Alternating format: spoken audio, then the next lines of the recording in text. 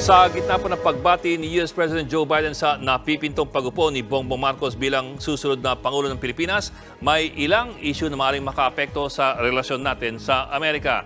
Isa na po riyan ang mga kasong kinakaharap ng pamilya Marcos sa Estados Unidos. Isa na rito ang isang human rights case sa US kung saan pinagbabayad ang pamilya Marcos ng halos $2 bilyong. Ang kaso po'y sinampa ng abogadong si Rod Domingo at ang kanyang US partner na si Robert Swift para sa grupo ni Eta Rosales at halos 10,000 human rights victims. Meron kasing batas sa US na pumapayag magsampa ang mga banyaga ng demanda para sa violations of international law, lalo't kung ang mga akusado ay nasa US. Pebrero 1995, ang hatol ng Honolulu Court, dapat daw magbayad ng $1.96 billion ang pamilya Marcos bilang danyos para sa human rights victims. Paano nadawit si Bongbong Marcos? Para pagbayarin, sinabina ng US Court si Bongbong at Imelda Marcos para mag-testify at magbigay ng mga dokumento para sa kasong ito.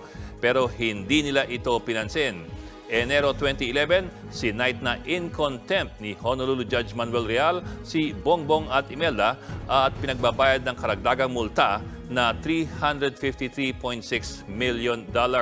Kaya't ngayon po, dalawang rulings ang nakabinbin laban sa mag-inang Marcos, yung halos $2 billion na damage suit para sa human rights victims at yung $353 million na contempt penalty. Ano pong implikasyon ito? Ayon sa mga abogado ng mga human rights victims sa si Attorney Robert Swift, kung si Bongbong Marcos daw ay pupunta sa US, maaari siyang ipasabina at singilin para sa dalawang desisyon na ito. Pero siyempre, ang tanong, paano kung si Marcos ay magpunta bilang Pangulong Marcos? Halimbawa, kung merong state visit or meeting sa United Nations sa New York. Ayon kay Swift, kung magpunta si Marcos bilang private person, maaari kagad siyang ipasabina ng korte para pagbayarin ng danyos na ito. Pero kung siya raw ay nasa official visit, maaaring manaig ang tinatawag na sovereign immunity kung saan hindi basta-basta pwedeng hulihin ang isang bumibisitang leader or diplomat. Maaring humingi ng sovereign immunity ang US State Department para lang kay Marcos. Pero sa huli, ang desisyon na ito ay manggagaling dapat doon sa US Court. Maliban sa dalawang issue na yan, meron pang isang Marcos account sa US na pinag-aawayan hanggang ngayon.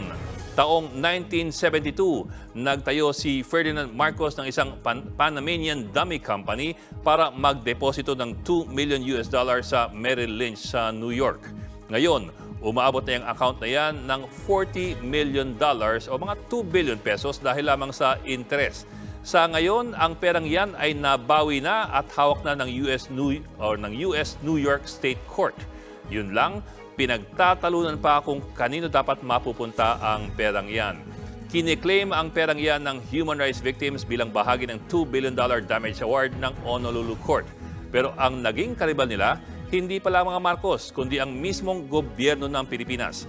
Inaangkin ng gobyerno ang perang ito. Ayon kasi sa ating batas, ang lahat po ng mga recovered Marcos ill-gotten wealth ay dapat mapunta sa kaban ng bayan. Kaya't ngayon, nabawi na po ang perang yan pero nakabinbin pa rin kung sino dapat ang makikinabang sa pera.